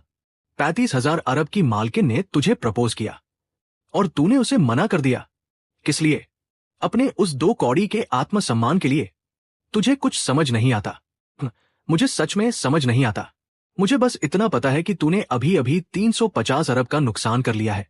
वो बहुत दुखी लग रहा था। तुझे बस हाँ कहना था और तेरी पूरी जिंदगी, बल्कि तेरा अगला जन्म भी संवर जाता। तुझे और क्या चाहिए? वो खुद नहीं सोच रही कि तुम दोनों एक दूसरे के लायक हो या नहीं, तो तू क्यों सोच रहा है? अभी वो नहीं सोच रही, लेकिन बाद में क्या होगा? जब ये नयापन खत्म हो जाएगा तो उसे लगेगा कि मैं उसके लायक नहीं हूं। तब मैं क्या करूंगा? एक कुत्ते की तरह जिसे उसने लात मार कर निकाल दिया हो। लात मार दी तो क्या हुआ? किबा दात ने बहुत ही जोश में कहा। एक अमीर औरत से लात खाना भी कोई बेइज्जती की बात नहीं है। कम से कम तूने कुछ दिन तो राजाओं की तरह जिया होगा ना। और अब क्या? तू अपने उस फटे पुराने आत्मसम्मान को पकड़े बैठा है। नतीजा क्या निकला? तू अभी भी एक गरीब भिखारी है। जाकर अपने वो 21,000 वाले नूडल्स खा। उसकी बातों ने मेरी बोलती बंद कर दी थी, क्योंकि वह जो कह रहा था वो सच था। बासुओंग, की बात दाद की आवाज थोड़ी नरम हुई। मुझे पता है तू बहुत खुददार है, लेकिन असल जिंदगी को भी देख। हम जिस जगह से आते हैं वहां बाख nguंग बांग जैसी किसी इंसान का मिलना किसी चमत्कार से कम नहीं है। तूने ये मौका गवा दिया तो समझ ले सब कुछ गवा दिया। दात ने एक आह भरी। तू सोच ले, अगर तुझे समझ आ जाए तो जाकर उसे मना ले। आदमियों को थोड़ी बेशर्मी दिखानी पड़ती है, इसमें कोई बेइज्जती नहीं है। इतना कहकर उसने मेज से बर्तन उठाए और रसोई में धोने चला गया। मैं बहुत देर तक लिविंग रूम में अकेला बैठा सोचता रहा। क्या वह सही कह रहा था? शायद हाँ, लेकिन मेरे दिल के किसी कोने से हमेशा यह आवाज आती थी कि मैं ऐसा नहीं कर सकता। मैं गरीब हो सकता हूं, मैं किसी काम का नहीं हो सकता हूं, लेकिन मैं अपने उसूलों से समझौता नहीं कर सकता। मेरा और बाख nguंग बांग का रिश्ता एक सौदे से शुरू हुआ था। अगर मैं उसके पैसों के लिए उसके साथ रहा तो हमारा रिश्ता हमेशा एक सौदा ही रहेगा, और मुझे ये मंजूर नहीं था। तभी मेरे फोन पर एक मैसेज आया। ये बाख nguंग बांग का मैसेज था। आज शाम 7 बजे उसी होटल में जहां पिछली बार चैरिटी बैंक्वेट हुआ था, एक कॉकटेल पार्टी है। चूक खाई भी आएगा। उसने मेरी कंपनी के बारे में कुछ बुरी खबरें ढूंढ निकाली है और वह आज पार्टी में उनका पर्दाफाश करने वाला है। नियम वही रहेंगे। इस परेशानी से निपटने में मेरी मदद करो। मैंने मैसेज देखा और मुस्कुरा दिया। देखा, हमारे बीच आखिर में एक सौदा ही है। जब मैं होटल पहुंचा तो बाख nguंग बांग दरवाजे पर ही मेरा इंतजार कर रही थी। वह फिर से वैसी ही ठंडी और घमंडी लग रही थी। मुझे देखकर उसने सिर्फ सिर हिलाया। माहौल थोड़ा अजीब था। चलो, उसने चुप्पी तोड़ते हुए कहा और मेरा हाथ पकड़ लिया। उसका हाथ बहुत ठंडा था। कॉकटेल पार्टी बहुत ही शानदार थी। हमारे अंदर जाते ही सबकी नजरें हम पर टिक गई। पिछले बैंक्वेट में हुए उस केक हादसे की वजह से मैं और बाख nguंग बांग दोनों ही चर्चा में आ गए थे। चूक खाई ने भी हमें देख लिया था। वो लोगों की भीड़ से घिरा हुआ था जो उसके साथ शराब पी रहे थे। मुझे देखते ही उसकी आंखों में नफरत की आग भड़क उठी। वो अपना गिलास लेकर हमारी तरफ आया। अरे, क्या ये प्रेसिडेंट बाक और उनका वो पालतू बॉयफ्रेंड नहीं है? कैसा रहा? पिछली बार का केक खाने में मजा आया। उसके आसपास खड़े लोग जोर जोर से हंसने लगे। ठीक ठाक था, मैंने बिना घबराए कहा। बस क्रीम थोड़ी ज्यादा मीठी थी। अगली बार फ्रूट केक मंगवाना, वो ज्यादा अच्छा लगेगा। चुखाई का चेहरा गुस्से से लाल हो गया। ज्यादा मत उड़ लड़के, उसने मेरे कान के पास आकर फुसफुसाया। पिछली बार बाख nguंग बांग ने तुझे बचा लिया था, लेकिन आज मैं तुझे यहां से पैरों पर चलकर नहीं जाने दूंगा। ठीक है, मैंने सिर हिलाया। लेकिन जाने से पहले क्या मैं कुछ खा सकता हूं? मैंने रात का खाना नहीं खाया है। इतना कहकर मैं उसे नजरअंदाज करता हुआ बुफे की तरफ चला गया। बाख nguंग बांग भी मेरे पीछे आई। तुम उस पर ध्यान मत दो, वह एक पागल कुत्ता है। मुझे पता है। मैंने एक प्लेट ली और उस पर एक सैल्मन मछली का टुकड़ा रखा। वो तुम्हारे खिलाफ क्या करने वाला है? उसने मेरी कंपनी के वाइस प्रेसिडेंट को खरीद लिया है और एक फर्जी फाइनेंशियल रिपोर्ट तैयार करवाई है। वो आज रात सबके सामने ये साबित करना चाहता है कि मेरी कंपनी ने अपने खाते में हेराफेरी की है, जिससे मेरे शेयरों की कीमत गिर जाए। तो तुम्हारी असली रिपोर्ट कहाँ है? वो मेरे असिस्टेंट के पास है, लेकिन मैं उससे संपर्क नहीं कर पा रही हूं। बा खंगुंग बांग ने अपनी भौहें सिकोड़ी। मुझे शक है कि चू खाई के आदमियों ने उसे किडनैप कर लिया है, इसलिए हमें अभी समय बर्बाद करना होगा जब तक कि हम उसे ढूंढ न ले। सही कहा, मैंने सैल्मन का एक टुकड़ा मुंह में डालते हुए कहा। लेकिन इस काम के लिए पैसे ज्यादा लगेंगे। बा खंगुंग बांग ने मुझे देखा। उसकी आंखों में कई सवाल थे। 700 मिलियन। डन। हम बात कर ही रहे थे कि चू खाई स्टेज पर चढ़ गया और उसने माइक ले लिया। देवियों और सज्जनों, मेरे दोस्तों, शुभ संध्या। सब लोग चुप हो गए और उसे देखने लगे। आज मैं यहां एक इंसान की असलियत से पर्दा उठाने आया हूं। उसने सीधा बा खंगुंग बांग की तरफ इशारा किया। बा खंगुंग बांग, एक ऐसी औरत जो बाहर से बहुत मजबूत और ईमानदार दिखती है, लेकिन अंदर ही अंदर वह अपनी कंपनी के खातों में हेराफेरी कर रही है। वो अपने निवेशकों को धोखा देकर उनकी जेबें काट रही है। उसने अपने हाथ में पकड़ी एक फाइल हवा में लहराई। मेरे पास उसकी कंपनी की सबसे नई फाइनेंशियल रिपोर्ट है। इसमें साफ लिखा है कि उसकी कंपनी दिवालिया होने की कगार पर है। उसकी बात सुनते ही पूरे हॉल में हलचल मच गई। सबकी नजरें बा खंगुंग बांग पर थी। बा खंगुंग बांग का चेहरा पीला पड़ गया। चू खाई, तुम मुझ पर झूठा इल्जाम लगा रहे हो। मैं झूठा इल्जाम लगा रहा हूं या नहीं, ये तो सबको अभी पता चल जाएगा। चू खाई हंसा और उस रिपोर्ट को बड़ी स्क्रीन पर दिखाने की तैयारी करने लगा। स्थिति बहुत गंभीर थी। मैंने स्टेज पर खड़े चू खाई को देखा और फिर अपने पास खड़ी बा खंगुंग बांग को, जिसके हाथ पैर ठंडे पड़ गए थे। मुझे पता था कि अब मेरे एक्शन लेने का समय आ गया है। मैं 100 मीटर की रेस दौड़ने वाले किसी एथलीट की तरह स्टेज की तरफ भागा। इससे पहले कि कोई कुछ समझ पाता, मैंने चू खाई के हाथ से माइक छीन लिया। पूरे हॉल की नजरें फिर से मुझ पर टिक गई। चू खाई ने मुझसे माइक छीनने की कोशिश की, लेकिन मैंने उसे धक्का देकर दूर कर दिया। मैंने नीचे खड़ी भीड़ को देखा और गला साफ किया। देवियों और सज्जनों, चू यंग मास्टर ने अभी जो भी कहा उस पर बिल्कुल यकीन मत कीजिएगा। क्यों? भीड़ में से किसी ने पूछा। मैंने एक गहरी सांस ली और पूरी ताकत से चिल्लाया, क्योंकि वो मुझसे प्यार करते हैं। वो ये सब सिर्फ मुझसे बदला लेने के लिए कर रहे हैं, क्योंकि मैंने उनसे उस औरत को छीन लिया जिससे वे प्यार करते थे। बा खंगुंग बांग, उनका प्यार नफरत में बदल गया है। अगर वे मुझे नहीं पा सकते तो वे मुझे बर्बाद करना चाहते हैं।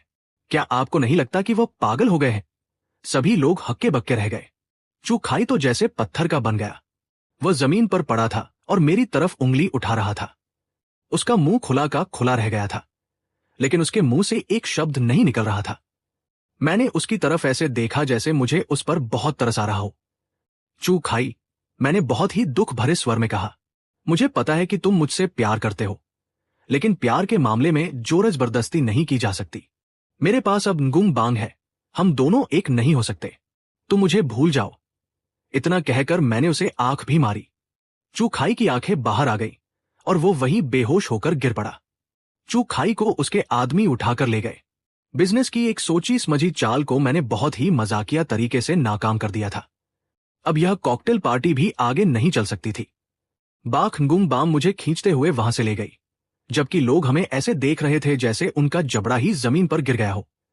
कार में बैठते ही वो स्टीयरिंग व्हील पर सिर रखकर जोर जोर से हंसने लगी। कीबा सुओंग, तुम सच में एक जीनियस हो। वो हंसते हंसते लोटपोट हो रही थी। उसकी आंखों से आंसू आ गए थे। तुम्हारे दिमाग में ऐसा खतरनाक आइडिया आया कहां से? इसे कहते हैं उसी के जाल में उसी को खसाना। मैंने आराम से सीट बेल्ट बांधते हुए कहा। क्या उसे मुझ पर कीचड़ उछालना पसंद नहीं था? तो मैंने उस पर उससे भी बड़ा कीचड़ उछाल दिया, जिसे वो कभी साफ नहीं कर पाएगा। कल से ही ये खबर कि चू परिवार के बड़े बेटे ने अपने दुश्मन से प्यार में धोखा खाकर ये सब किया, पूरी हाई सोसाइटी में फैल जाएगी। इसके बाद चू खाई किसी को अपना मुंह दिखाने लायक नहीं रहेगा। और मेरे असिस्टेंट का क्या? बा खंगुंग बांग ने मुश्किल से अपनी हंसी रोकते हुए पूछा। चिंता मत करो। मैंने अपना फोन निकाला और की बात दाद को कॉल किया। हो, क्या तुमने काम कर दिया? क्या वो आदमी सुरक्षित है? हाँ, उन्हें उन बेवकूफ गुंडों से बचा लिया गया है। बात यह थी कि जब बा खंगुंग बांग मुझे स्थिति के बारे में बता रही थी, तभी मैंने उसे उस जगह का पता भेज दिया था जहां उसका असिस्टेंट कैद था। मेरा भाई वैसे तो ज्यादा काम का नहीं था, लेकिन वो लड़ने में बहुत माहिर था। एक जमाने में वह भी गुंडागर्दी करता था। बाख गुंग बांग ने फोन पर आवाज सुनी और मुझे हैरानी से देखा। तुमने ये सब कब किया? उसी वक्त जब तुम मुझे बता रही थी। मैंने सब कुछ सेट कर दिया था। मैंने फोन काट दिया। मैंने आगे से ध्यान भटकाने का जिम्मा लिया और मेरे भाई ने पीछे से हमला किया। दो तरफा हमला हमेशा असरदार होता है। बाख गुंग बांग ने मुझे देखा और पहली बार उसकी आंखों में मेरे लिए सच्चा सम्मान दिखाई दिया। कीबा सुओंग, मुझे लगता है मैंने तुम्हें हमेशा कम आंका है। अभी भी देर नहीं हुई है। मेरे अकाउंट में 700 मिलियन ट्रांसफर कर देना। और हां, मेरे भाई ने भी इस काम में बहुत मदद की है। उसे भी कुछ बोनस दे देना, ठीक है? उसने कार स्टार्ट की। उसकी आवाज में हंसी थी। तुम जितना मांगोगे उतना दूंगी। रात के अंधेरे में कार दौड़ रही थी। कार में एक धीमा सा संगीत बज रहा था। हम दोनों में से किसी ने कुछ नहीं कहा, लेकिन अब हमारे बीच कोई झिझक या दूरी महसूस नहीं हो रही थी। बहुत देर बाद उसने अचानक कहा, की बात सुओंग, शुक्रिया, कोई बात नहीं, काम के पैसे लिए हैं। वो थोड़ी देर चुप रही और फिर बोली, सिर्फ आज के लिए नहीं, बल्कि मेरे घर पर जो हुआ था उसके लिए भी। 3 अरब का चेक ठुकराने के लिए शुक्रिया। मैं सच में बेवकूफ थी। मैंने खुद पर हंसते हुए कहा, अगर आज की बात होती तो मैं वो पैसे लेकर भाग जाता। तुम ऐसा नहीं करते, उसने बहुत ही विश्वास के साथ कहा। तुम ऐसे इंसान नहीं हो। मैंने अपनी आंखें बंद कर ली और खिड़की के बाहर चमकती लाइटों को महसूस करने लगा। क्या मैं ऐसा इंसान नहीं हूं? सच कहूं तो मुझे खुद भी नहीं पता। अगले दिन मैं हाई सोसाइटी में एक किंवदंती बन चुका था। सबको पता था कि बाख गुंग बांग के पास कीबा सुओंग नाम का एक आदमी है। कोई नहीं जानता था कि वो कहां से आया है, लेकिन उसका तरीका बहुत अलग है। उसने सिर्फ अपनी बातों से चू परिवार के बड़े बेटे को बेहोश कर दिया था। कुछ लोगों ने कहा कि मैं बाख गुंग बांग का पाला हुआ आशिक हूं। कुछ ने कहा कि मैं उसका कोई सीक्रेट हथियार हूं। और कुछ लोगों ने तो यहां तक कह दिया कि मैं किसी बहुत अमीर घराने का वारिस हूं, जो आम जिंदगी का अनुभव लेने आया है। ये अफवाहें और भी अजीब होती जा रही थी। मेरे भाई की बात दाद को भी असिस्टेंट को बचाने के लिए बाख गुंग बांग से 350 मिलियन का इनाम मिला। अब वो मुझे ऐसे देखता था जैसे मैं कोई भगवान हूं। तू अब की परिवार का नाम रोशन कर रहा है। वो पैसे हाथ में लिए खुशी से पागल हो रहा था। अब से मैं तेरे ही साथ काम करूंगा। मैंने उस पर ध्यान नहीं दिया क्योंकि मैं फोन सुनने में व्यस्त था। मेरा फोन बज कर फटने वाला था। मुझे ऐसे ऐसे नंबरों से कॉल आ रहे थे जिन्हें मैं जानता भी नहीं था, लेकिन वे सभी बहुत अमीर लोग थे। हेलो, क्या आपकी बात सुओंग बोल रहे हैं? मैं दाई तुओंग ग्रुप के प्रेसिडेंट ली बोल रहा हूं। मुझे आपसे एक काम करवाना है। पैसों की कोई चिंता नहीं है। हेलो मिस्टर की, मैं मिसेज वोंग बोल रही हूं। मुझे शक है कि मेरे पति का बाहर किसी के साथ चक्कर चल रहा है। मैं चाहती हूं कि आप मेरी मदद करें और उन्हें रंगे हाथों पकड़वाएं। तब मुझे समझ में आया कि उस रात के बाद से मैं सिर्फ मशहूर ही नहीं हुआ, बल्कि मेरी तो लॉटरी लग गई थी। मैंने अनजाने में ही एक बिल्कुल नया काम शुरू कर दिया था। प्रोफेशनल ट्रबल शूटर, अमीर लोगों की उन परेशानियों को सुलझाना जो वे खुद सामने आकर नहीं सुलझा सकते। मैंने फोन पर आ रहे कॉल्स को देखा और फिर अपने बैंक अकाउंट को, जिसमें बाख गुंग बांग ने 700 मिलियन ट्रांसफर किए थे। मुझे लगा कि अब मेरा वह पुराना और खस्ताहाल अपार्टमेंट मेरे रुतबे के हिसाब से ठीक नहीं है। मैंने एक अच्छा सा ऑफिस किराए पर लिया। जगह बहुत बड़ी नहीं थी, लेकिन लोकेशन बहुत शानदार थी।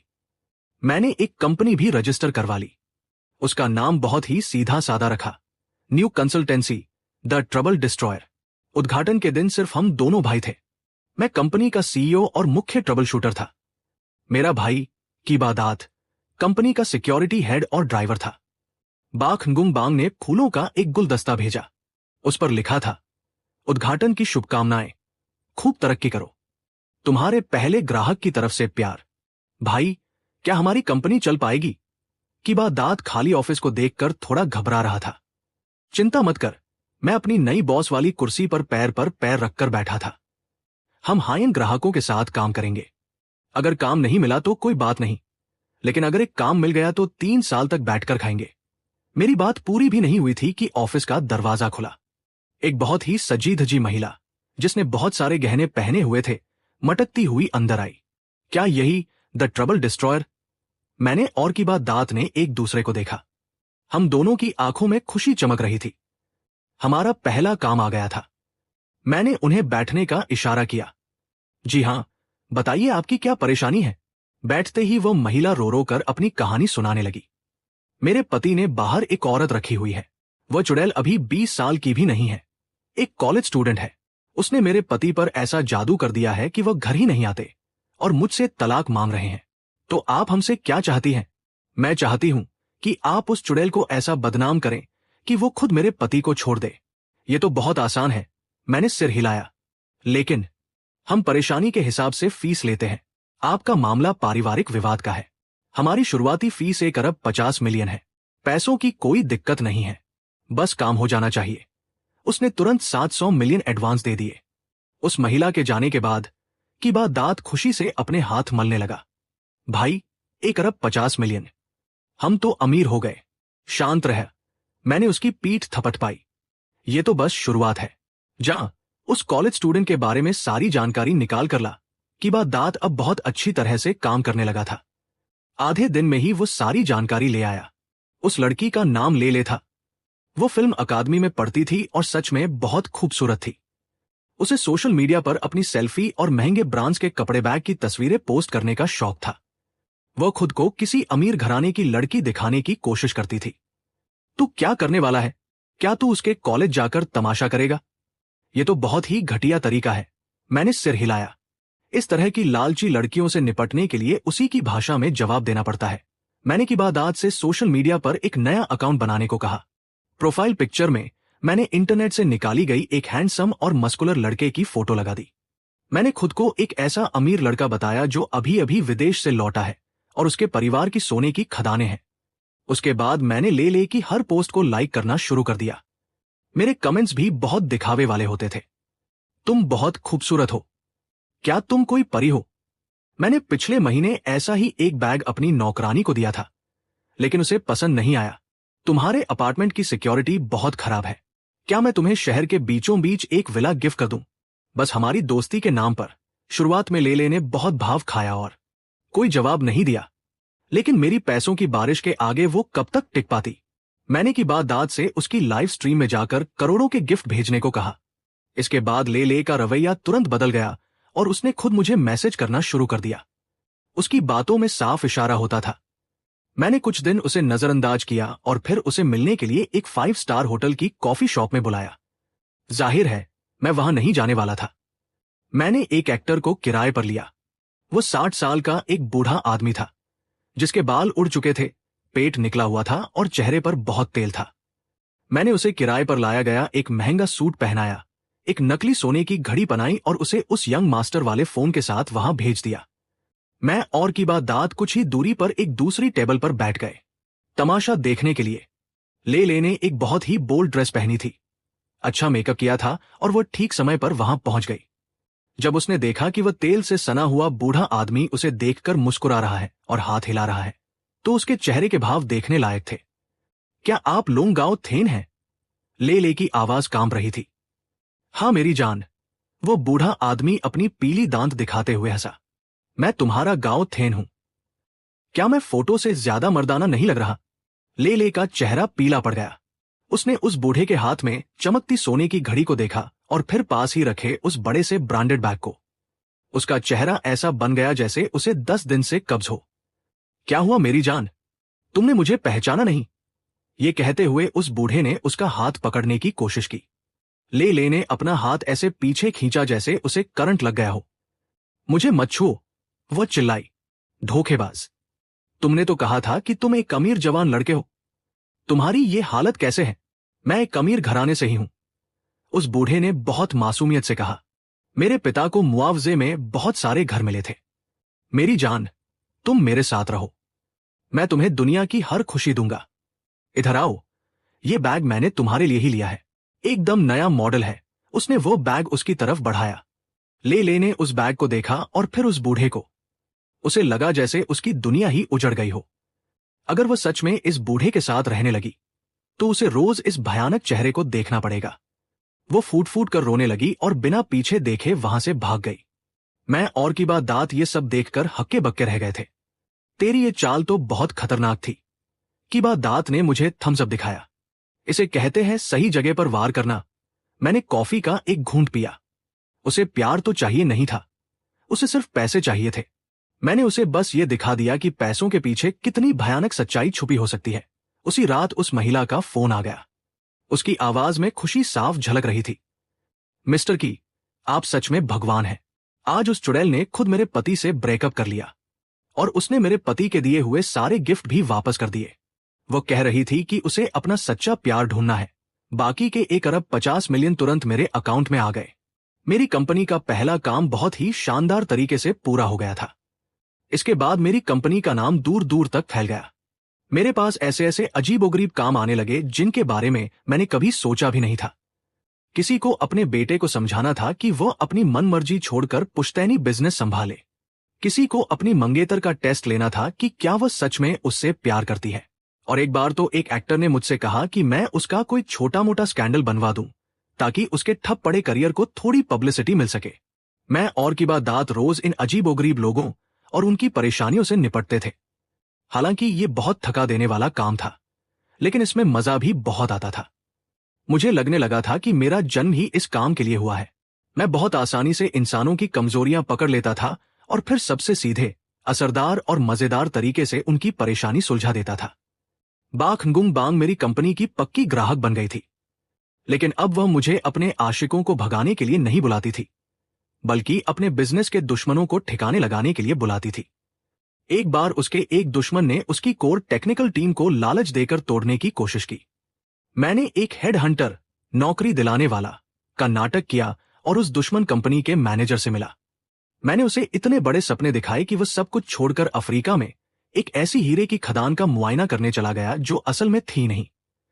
जब उसे पता चला कि वह ठगा गया है और वह रोता पीटता वापस लौटा, तब तक बाख गुंग बांग ने अपनी टीम को वापस अपने साथ कर लिया था। एक और बार एक दुश्मन कंपनी ने बाजार से सारा कच्चा माल खरीदकर स्टॉक कर लिया ताकि बाख गुंग बांग की कंपनी ठप पड़ जाए। मैंने बाजार में यह अफवाह फैला दी कि उस कच्चे माल में एक ऐसा केमिकल पाया गया है जिससे कैंसर हो सकता है। रातों रात उस दुश्मन का सारा स्टॉक कबाड़ बन गया और उसे करोड़ों का नुकसान हुआ। मेरे तरीके बहुत घटिया होते जा रहे थे, लेकिन मेरा नाम भी उतना ही मशहूर होता जा रहा था। इस बिजनेस में हर कोई मुझसे डरने लगा था। लोग कहते थे कि किबा सुओंग एक पागल इंसान है, एक शैतान है जो कुछ भी कर सकता है। वे सही कहते थे। मैं सच में पागल था, लेकिन मुझे पता था कि मैं कोई शैतान नहीं हूं। मैं खुद एक बहुत बड़ी मुसीबत था जो दूसरों की मुसीबतें सुलझाने का काम करता था। कंपनी जब अच्छे से चलने लगी तो मैंने कुछ दिनों की छुट्टी ली। मैं अपनी मर्सिडीज जी क्लास लेकर अपने गांव गया। मुझे देखकर मेरे माता पिता चौंक गए। उन्होंने मेरी गाड़ी देखी, मेरे महंगे कपड़े देखे तो उन्हें लगा कि मैंने कोई गलत काम शुरू कर दिया है। मुझे उन्हें यह समझाने में कई दिन लग गए कि उनका बेटा अब एक अच्छी खासी कंपनी का मालिक बन गया है। हालांकि मेरी कंपनी का काम थोड़ा अजीब जरूर था। मैंने अपने परिवार के लिए एक बड़ा घर खरीद लिया और अपने माता पिता के आराम के लिए उन्हें एक बड़ी रकम भी दी। उनके चेहरों पर खुशी देखकर मुझे पहली बार लगा कि पैसा सच में एक बहुत अच्छी चीज है। गांव से लौटकर मैंने सबसे पहला काम यह किया कि मैं बाख गुंग बांग से मिलने गया। मैंने वो ब्लैक कार्ड उसे वापस कर दिया जो उसने मुझे दिया था। वो कार्ड जिसका कोई पासवर्ड नहीं था। ये क्या कर रहे हो? उसने अपनी भौहें सिकोड़ी।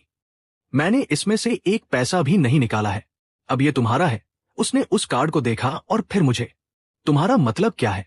क्या तुम मुझसे अपना रिश्ता खत्म करना चाहते हो? अरे, इस पर तो सुओंग लिखा है। उसे देखकर मैं थोड़ा घबरा रहा था। मेरी हथेलियों में पसीना आ रहा था। मेरी कंपनी ने हाल ही में एक नया काम शुरू किया है। कैसा काम? शादी का अनुभव। ग्राहक तुम हो और ये सर्विस मैं दूंगा, और इस सर्विस की मियाद पूरी जिंदगी भर की है। मैंने एक गहरी सांस ली और एक घुटने के बल बैठ गया। इस सर्विस में शामिल है तुम्हारे साथ खाना खाना, तुमसे झगड़ा करना, तुम्हारे आसपास मंडराने वाली सारी परेशानियों को दूर भगाना और जब भी तुम्हें मेरी जरूरत हो तुम्हारे पास रहना। और रही बात मेरी फीस की, मैं थोड़ा रुका। मैंने सीधा उसकी आंखों में देखा। तो मेरी फीस तुम हो। तो प्रेसिडेंट बाख, क्या तुम मुझे काम पर रखना चाहोगी? बाख गुंग बांग सन्न रह गई। उसकी आंखों में हैरानी थी, भावुकता थी और एक जानी पहचानी मुस्कान भी थी जिसे वो रोकने की कोशिश कर रही थी और जिसे मैं बहुत अच्छी तरह से पहचानता था। बहुत देर बाद उसने अपना हाथ आगे बढ़ाया। तुम जैसा गरीब इंसान प्रपोज भी ऐसे कर रहा है जैसे कोई बिजनेस डील कर रहा हो। मैंने उसे अंगूठी पहनाई। वो न ज्यादा बड़ी थी न ज्यादा छोटी, बस बिल्कुल फिट थी। इसके बाद मैंने और बाख nguम बांग ने शादी कर ली। शादी बहुत ही सादगी से हुई, जिसमें सिर्फ कुछ करीबी लोग ही शामिल हुए। मेरा भाई की बात दात मेरा बेस्ट मैन बना और वो रो रो कर मुझसे भी ज्यादा भावुक हो रहा था। चूक खाई शादी में नहीं आया। सुना है कि उस एक तरफा प्यार वाली घटना के बाद से उसे लोगों का सामना करने में डर लगने लगा था। वह बहुत दिनों से अपने घर से बाहर ही नहीं निकला था।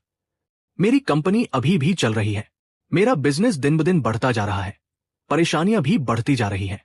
लेकिन अब मुझे किसी बात का डर नहीं है, क्योंकि अब मेरे साथ एक ऐसा इंसान है जो हर परेशानी का सामना करने में मेरा साथ दे सकता है।